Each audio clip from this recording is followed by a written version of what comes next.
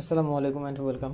আজকে যেহেতু শুক্রবার, আমি জানি আমার শুক্রবারে শত চেষ্টা করলেও তেমন পড়া হয় না। শুক্রবারে একটু রিল্যাক্স থাকা ট্রাই করি।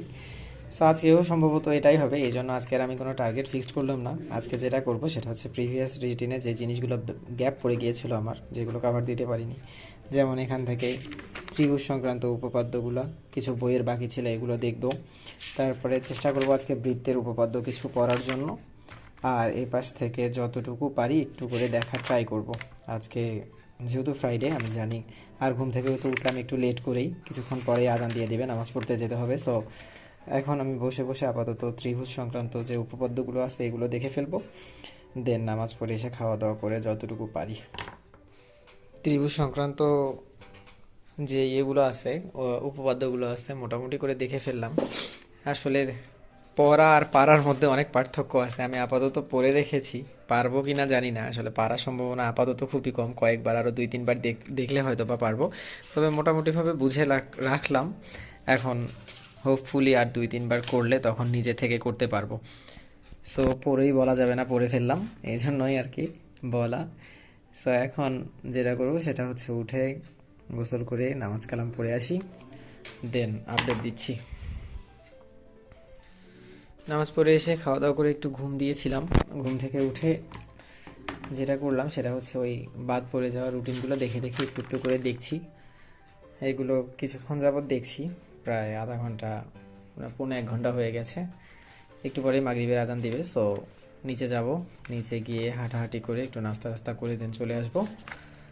এসে বৃত্ত সংক্রান্ত যে উপপাদ্য কয়েকটা বাকি আছে এগুলো দেখা ট্রাই করব।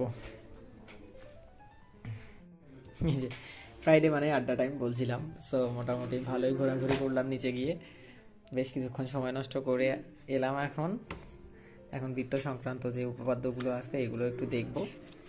আবার দেখতে দেখতেই একটা ছোট ভাই আমার, যেটা এখানে বসে পড়াশোনা করতো, ও হচ্ছে আইএলস দিয়েছিল।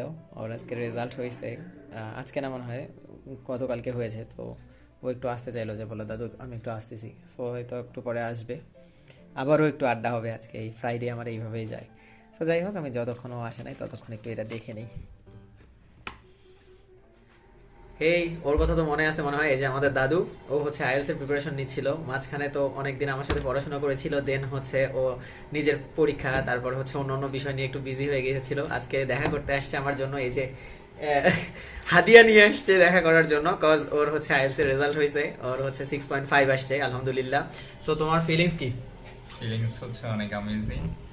দাদুর এখানে বসে যে 2-3 দিন পড়াশোনা করছি, বা এটা যে যে কয়েকটা দিন পড়াশোনা করছি, এখানে অনেক বেশি ইমপ্রুভমেন্ট আমি করতে পারছি। কারণ দাদুর ঘরটা হচ্ছে মোটামুটি একদম লাইব্রেরির মতো, ঢুকলে আর বেরোতে মন চায় না। যাই হোক, শুনে ভালো লাগলো যে ওর হচ্ছে ভালো একটা মার্ক আসছে, এক্সপেকটেশন অনুযায়ী আসছে। ওর হচ্ছে অস্ট্রেলিয়ায় যাওয়ার প্ল্যান প্রোগ্রাম। আমি আসলে আইএলটিএস সম্পর্কে এত বেশি জানি না, ওর কাছ থেকেই হচ্ছে দেখতাম পড়াশোনাগুলো। সো এই হচ্ছে আপডেট, ওর খুশি খবরটা ভাবলাম যে একটু জানিয়ে রাখি। তো ঠিক আছে, তাহলে আবার দেখা হচ্ছে।